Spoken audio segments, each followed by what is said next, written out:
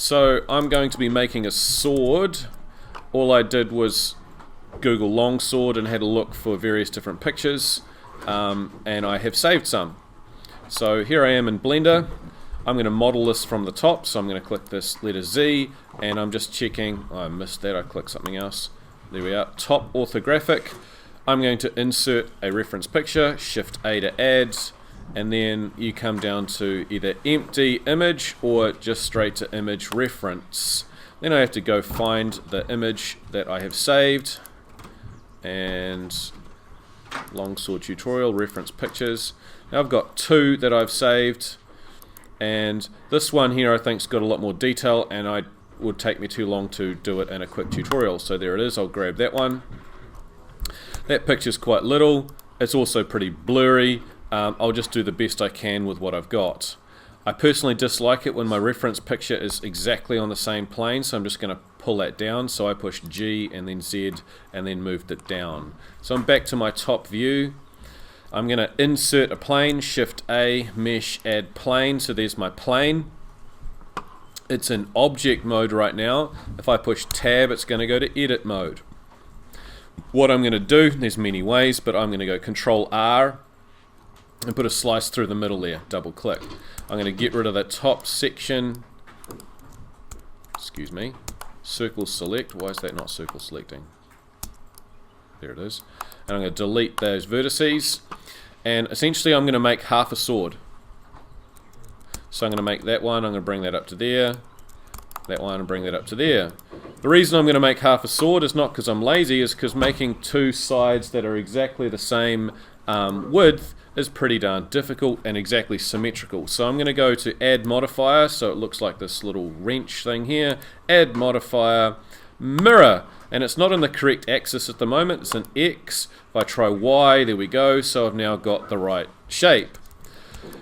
What a lot of learners do at the beginning is they put too many polys in. So I'm going to put in hardly any polys. The other thing you'll notice there is that that's coming apart. We don't want that, so we turn on clipping. And if I take this part here and smash it up against that side, it won't come apart anymore. And I'm going to bring that out to about there. I'll probably need a better reference picture for what the tip of a broadsword looks like, but I'm going to go with that. I'm going to come back over to here. You can see all that red writing, you know, all the mouse scroll wheel and stuff, but always keep it in orthographic. If you change accidentally, it's going to make problems for you. So I'm going to take that and I'm going to grab and I'm going to bring it to there. It looks like this part here is flat, so I'm going to leave a vertice there, and I may have to add some more. I'll extrude to that point, and that part is largely done. So the next thing I'm going to have to do is give it some width. I'm going to highlight this edge down through the middle, and if I hold down Option, you'll see Alt highlights there, because whoever wrote this plugin is obviously using a PC, but I'm holding down Alt because I'm using a Mac. I click that, and then I'm going to have to guess how tall is that going to be. I'm going to go GZ and bring it up. So I've given it some width, but then I've got a gaping big hole in the middle of my sword. What a problem. Oh no. So I'm going to grab that piece and then GZ, bring it down. Obviously I don't want to turn it inside out. So what we can do is we can put in more than one mirror. So if I click Z, you'll now see I've got, not only from this view left and right, I've got top and bottom. So I bring this one down, GZ, and it pulls together, but it goes a bit funny. So it'll probably need a little bit more to it, but I'm just trying to rush this nice and quick. Just jumping around a bit, GZ, here we go. So I've got a basic blade that I've made. This part here, if that's not going to be sharp, then I'll probably have to rip this part. So if I go to edge mode and push the letter V for rip, and then this part will now be separate. So what I'm going to do temporarily is turn clipping off, take that edge, and then go GZ, bring that up. Because this part you probably want to be able to put your hand on so that you can grab hold of it above the hilt should you need to. I'm going to extrude Z, bring that down, and the problem is I've got clipping off, turn it back on, GZ, bring down, smash it in, and this is probably not joined, so I'm going to do a little check to see if it is. It's not, so I have to highlight all of that. I go to wireframe, I find it a whole lot better. Box select, I get all of those, hold down Option, it says Alt, but Option M, and then it brings up the merge command. So I'm going to merge at center, so they are now merged, and I will confirm that they are merged by trying to grab one and pulling it apart, and I can't. So then I'm going to highlight all of those and hit F to fill. So essentially you've got this blunt bit down here, so you can put your fist around it and you can put an extra hand on the blade part of your sword, plus it makes it a bit stronger, so that's kind of handy. I personally would be making everything in separate parts, so for this video I'm just going to focus on the blade. Okay? Now I have these modifiers on, or a single modifier, and if I leave that there, anything that I do to this side is going to do exactly the same there, and there, and there. So I'm going to have to permanently apply this modifier. Okay? Now if I was to click apply whilst in edit mode, watch what happens. I get modifiers cannot be applied in edit mode. I do this all the time, it's not the end of the world. All you got to do is change to object mode and click apply, and then when we come back to it, what you'll see is I've now got vertices everywhere. Okay, so that's pretty handy. Personally, I'm going to be adding in some bevels. Now, if you're wondering what the heck a bevel is, it's the round curviness on the edge of something. So if I try to Google's image search, what's a bevel, you'll see a slope of the horizontal, so you'll see that's a piece of wood there and they've cut off a little bevel. You can do this round ones, you can do square ones, you can do all sorts. If we do an image search to try to get an idea what it is, again that's that same one. You can see various different bevels that are there. So I'm going to put some bevels on the edge of the sword, because there's no thing that's made without any bevels. It's not 100% square. Now, one way to do that, my least favorite, is Control B, and you'll see that dotted line has appeared from my cursor to the object. Everything's highlighted. If I move towards it, did anything happen? Nope. If I move away, you'll watch as I get past there, it starts to bevel. I do not want much bevel, I just want a little bit. And if I scroll on my mouse wheel, I'll put in more cuts. So that's one way of doing it, and so essentially it's got more detail. I don't really like that method. The reason is I get less say in the matter. So what I can do is add modifier and then come to bevel, and it's going to do exactly the same thing. I'll just make this wider so we can see. And if I want to put in more, rather than having to scroll with my mouse wheel, I can just click more segments. So if I put in more segments there, and I can also change the offset. That was me pulling my mouse wheel away or not. And so you don't want to make it too big, but in this particular case it's not really making a great deal of difference. You clearly don't want it to be 0. And the really good thing about having that is it's not destructive. If I want to permanently apply it, I can, and given that my audience at the moment is my level 1 class, then we're not too worried about keeping non-destructive editing. So again, if I click apply in edit mode, I get that same message. Modifiers cannot be applied in edit mode. Boo-hoo, I just changed to object mode and then click apply. And then when we come into this, you'll see that there are these extra bevels. They're looking a bit strange though. Possibly just because of how zoomed in I am. Let's go to rendered mode, have a look and see what that looks like. Doesn't look too bad. But the biggest problem is, does that look like the metal of a sword? Certainly not. So we've got a few methods we're going to investigate here in terms of texturing. I just wanted to quickly make a sword so then we can apply a texture. we did some work the other day and we just used a simple plane. If I go to UV editing, I started out as a plane. Does that look, this shape here, look like our sword? No, it does not look like our sword. So one of our problems is we need to unwrap it so that we can apply a texture. I'm going to show you the cheats version first. So if you're being really lazy and you just want something really shiny, we'll start with the cheats version. So this doesn't need any unwrapping to begin with. So I've gone to the shading menu and I'm going to hit new. And when we come into this principal BSDF, most metals are a silvery grey colour, so first I'll go to grey, and it's metallic, so I'm going to drag that all the way across to metallic, and it's shiny.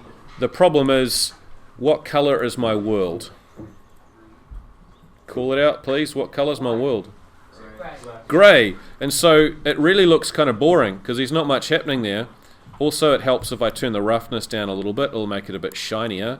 So in material preview, it doesn't look that boring because it's actually got stuff to reflect. It's got a built-in HDR. But if I go to rendered mode, that's grey and kind of boring. So you do really need an HDR. So you might recall from the other day, what we did is we changed from object to world, and we disconnected that, and then my world goes black. And I have to add in an environment texture, ENV for environment texture, and everything's disappeared. The sword starts looking pink because it's shiny and it's reflecting the pink world that it's in.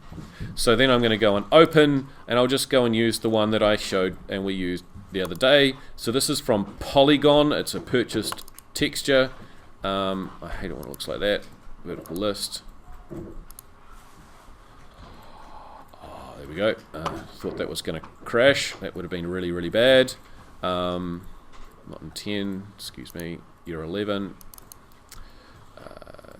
Texturing tutorial, and we had this HDR, and we'll go into regular 3K, and I'm going to use the JPEG version. Open image. Wait patiently. So we've now got this 3D world around the outside. You can kind of see it there. If I make the window a bit bigger, you can kind of see there's trees and there's sky and all that sort of stuff. If we look at this, you'll see there's a dark bit because it's reflecting the tree in the background. If there's no tree in the background, it'll reflect beautiful sky and stuff like that. But without having some kind of a world to reflect, it's going to look boring. The issue is that I see at the moment is a couple of things. One is, if we look really closely there, those segments aren't rounded. So we'll deal with that. We'll add in a modifier subdivision surface and increase the roundness slightly. That's one way to deal with it.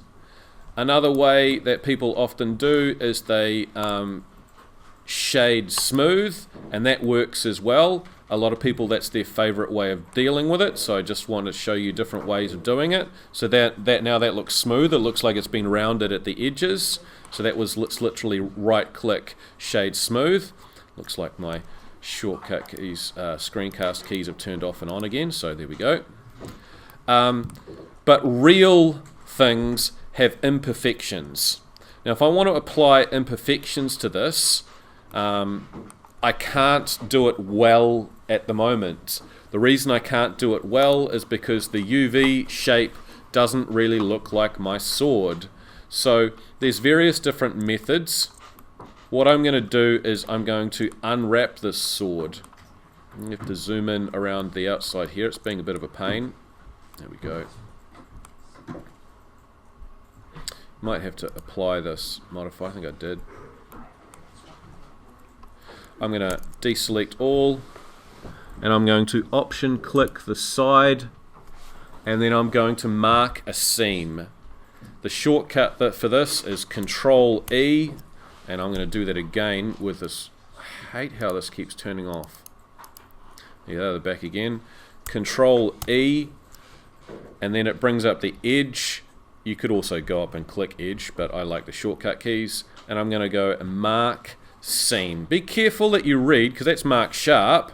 I want mark seam. There's various different ones, so read carefully. Mark seam, and that's made a red line there. And I'm not certain it's gone and done the other side. Looks like it hasn't. And I have to go all the way around the outside. I haven't got the scale right on this. It's being a bit of a pain. Yeah, it's being a huge pain actually. Edge. Get rid of those. And then option click on that edge there. Option click, get that one. Control E, mark seam, highlight all, and then push U to unwrap. Now that looks a lot more like what I was working with. That back bit looks pretty bad. Needs a bit of work.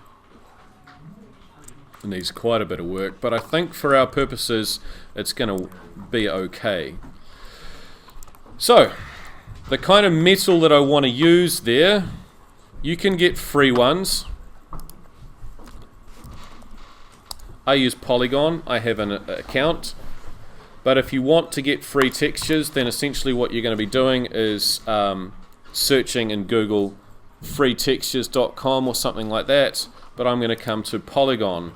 I'm going to click on textures, and then I'm going to maybe look for steel. Search and then wait patiently. Sometimes this can be a little bit of a pest and have to wait for quite a while, just because of our school's internet. Textures, come on. Let's go to metal. All of these ticks represent ones that I've already bought or downloaded, so I already have most of these. Now a long sword will not be galvanized, it's not going to be zinc dipped, but it looks quite good and I might choose to use that one. If I want to make it look all rusty looking, I could use this one. Plus if you're watching this online, you could use this free one. There's various different free stuff. That would not be a sword, I don't know, something like this. Metal stainless steel brushed, something like that might be a pretty useful one. So that means the tick, I've already got it, so I don't have to go look it up. Don't have to download it. But if you did, the important part is there's two workflows. In Blender we use the metalness workflow, so you've got to change that to metalness, otherwise it won't work. And then there's different sizes of the texture. I'm just going to leave it at 3K, and then you'd click download. I can free download it again because I have an account. But anyhow, we'll just leave that do its business in the background. I don't really need to. I just need to know the name of that was Metal Stainless Steel Brushed 002. So what we're going to do over here is we're going to come and open, go to where I have saved my textures, LMNOP, QRST, TTT textures, metals, what the heck was that called again? Metal Stainless Steel Brushed, Metal M Stainless Steel Elongated Brushed, Worn. I think I might not have unzipped it. Let's have a look in here in the previews anyway. And that one's one I downloaded in the specular proof, so that's terrible. Let's not muck about with that. Let's get, oh, come on, everything's going really slow. So it's downloaded, metalness zip, show in folder, along with everything else. I'll just pop that on my desktop so that I can then get to OneDrive. Sort by name. Oh, everything's a bit laggy when I'm recording.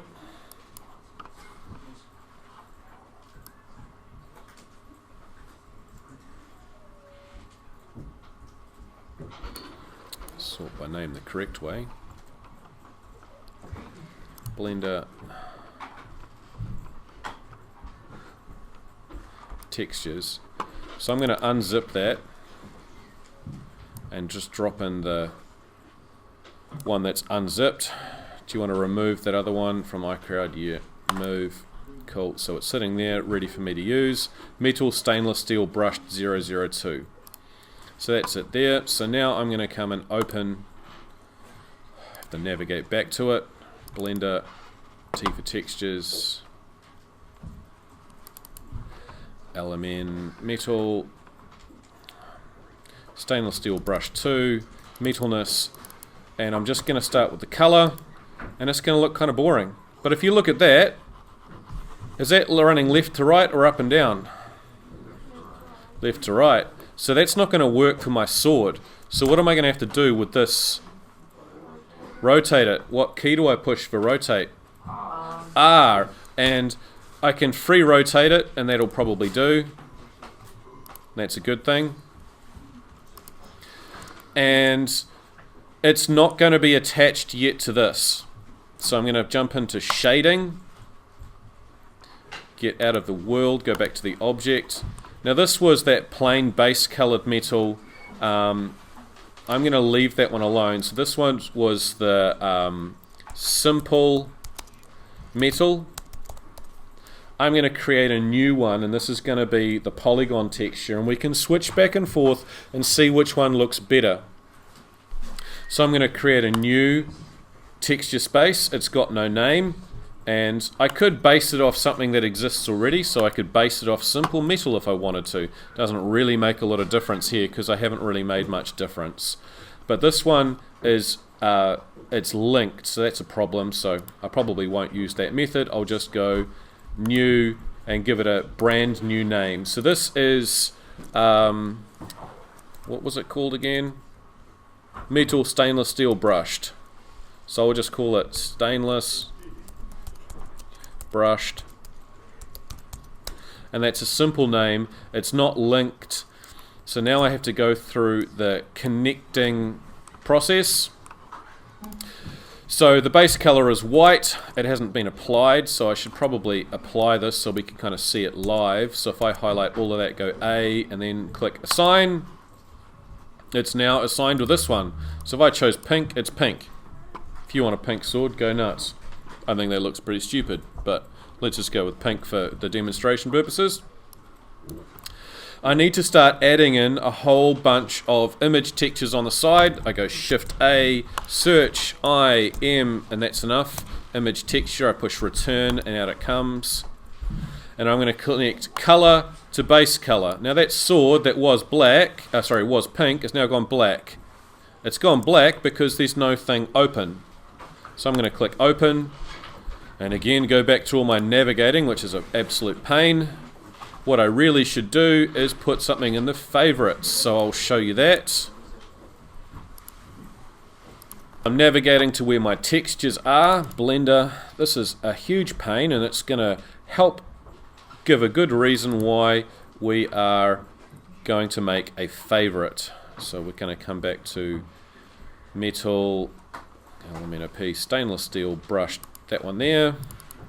Now this is what we're going to do, is in favorites we hit plus, and you can now see metal stainless steel brushed. I don't have to navigate to it again, it's all there.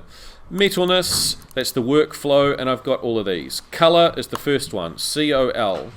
The first part of the name's the same, but I'm going to go open image, and what we can see if we look closely is a whole bunch of lines. I'm not sure I like that at the moment. We might have to do a bit of work on that. This is the only one that is going to have color space that's RGB. Nothing else is going to be that. We're going to change it. I like personally to make that wider so I can see the name in full there. Yes, I know I can see it across the top. Some tutorials will make that smaller, but I don't think that's good because you will have to check the color space a lot. A time saver is Shift D to duplicate. What that did was make a complete duplicate, and it's linked. That's why it's got a 2 there now, but that's not going to make any difference because I'm going to click open, and I'm going to go to the metalness. And this seems a really strange name, but it's the metalness map with a metalness workflow. So that's the one I'm after next. Open image, and I'm going to change the color space later, but if I connect that color to metallic. So this one is the metalness workflow. It's plugged into metallic. That basically is telling Blender that this is all metal, because it's stainless steel. What else would it be? Certainly not going to be plastic. The thing that we do have to change, and I don't know if it's going to make a lot of difference in terms of what we can see here. I'll just double check which we're in, so we'll just change to cycles. That's usually giving you the best. If I change this to sRGB, try and notice if there's any difference. Probably not at the moment. So we're going to go to non-color data. Didn't make any difference for that one. It does make more difference further down. I'm going to have to plug into roughness, and that doesn't give me a lot of space, so I'm going to click both of those, holding down Shift and then G. I'm going to move them up and out of the way. Shift D to duplicate. Again, the reason I do this is a time saver. When I click open, it goes to the right folder. I don't have to navigate to it. Even if I have a favorites. The next one that I'm going to use is a roughness. Thankfully, this is a roughness map, because roughness maps can plug straight into roughness. So when I plug that in and drop it over there, watch and see if it makes any difference. Look at that. Look how shiny that is. That's kind of what I expect a nice shiny metal to look like. If you don't like that, you can put in a math node in there and make some adjustments, but we'll leave that alone. It's not the correct color space. It's sRGB at the moment. What should it be? Non-color data. Thanks. Cool. So I go non-color data, and so you'll see that it became a whole lot less shiny. It's shiny, but it shouldn't be super shiny because it's brushed. That brushing is tiny little grooves in there. I can kind of see the color of those grooves, but I can't see the actual grooves yet, not until I make a normal map. So again, Shift D, duplicate. And I don't know why, but as soon as I click and change this, and I'm going to come to the normal map, there's two of them. They're about the same size. I'm just going to use the smallest one, the JPEG, that's 1.8 megabytes instead of 9.8. I open that image. Here's where I run into not really a problem, but that's yellow. I can't plug that into purple. I have to go through a normal map. Shift A, search, NORM, and I want a normal map. I plug that in there, color to color, normal to normal. Now pay really close attention to this one, because this is where it actually starts to make a difference. I just push to object mode to get rid of those highlights. I plug that into there. It's not strong enough, so maybe I might turn up that strength. Well, that's way too strong, so maybe 2. Let's try 3. Have a look at some different angles. See how that lighting's going. Again, I think that's probably not strong enough. I've just realized that I've forgotten to do one thing. Can you see all that weird black stuff up there? Why is it doing that? What have I forgotten to do? This is a thing I don't like about Blender. When I copied it, it just seems to go back to the default of standard RGB. I want non-color data, and you'll see that it changes. Now I think that those brush marks, they're quite large. So if I want to change the scale on those, one thing that I've already got plugged in, but I'll show you how to plug it in anyway, we go Edit, Preferences, and we go to Add-ons, and then type in Node, N-O-D-E. I've already got it on. Yours, if you don't, will be unticked. Turn it on, it simply put the tick on there and then X out of it. So I'm going to put in, click on one of them and I go Control T, and out pops some mapping coordinates. They look confusing. All it really is about controlling how big it is and where it is. Now we need to keep these all linked because the colors and the scratches and the roughness and the normal map need to line up. So I'm just plugging these in here to all of those. So as I look at those lines. If I want to change how much this repeats, it's all in the scale. So I'm going to highlight all of those in one go, and I'll start by doubling it to 2. That looks a bit better already. You could imagine someone has sanded or maybe used a stone on this. If I increase that even more, maybe to 5, that's starting to look more like what I would expect a sword to look like. Let's try 10. That might be a bit over the top, but I think that looks more like what I would expect a sword to look like. And I know I'm zoomed in hugely there. Try something ridiculous like 20 and see if that looks okay. You can still see it. I think that looks okay. But what you really do is you do a bunch of tests. Now I have a test that's not metal. I'm going to open it and show you. But if I go to something I did from year 11 last year, is the terracotta pot. Now I rendered this under multiple settings, and I thought I had a PowerPoint there. No, clearly I don't. Template, character, boat. That's disappointing. I've moved it. Boo-hoo. But what you should do for your project is you take a screenshot and you go like this. You go Command-Shift-4 and you take a screenshot like that, and then you've got your picture. You can talk about what does that look like with the scale at 20, and then you can kind of decide, is that the right scale? And then you save that, and then you go and change that to maybe 10, and it looks different, and you screenshot it and you talk about the scale and what does it aesthetically look like. You change that, highlight all of those, change that down to 5. Now I think you can actually see it at 5, and I personally would probably go with something like that. I take a screenshot and I put it in my document and I talk about the scale being 5 and whether or not those lines are appropriate. Okay, that's the sort of thing we're looking at in terms of getting our textures correct. Now that's a perfect sword. It's got no scratches on it, it's got no dents on it, it's got no blood on it. In a later tutorial I will teach you how to put some blood and guts on there if you want to, but we're not going to do that just yet. What we would be doing is overlaying a layer of whatever else you want to paint on it. So that's the end of this part of the tutorial. I want you to have a go yourself.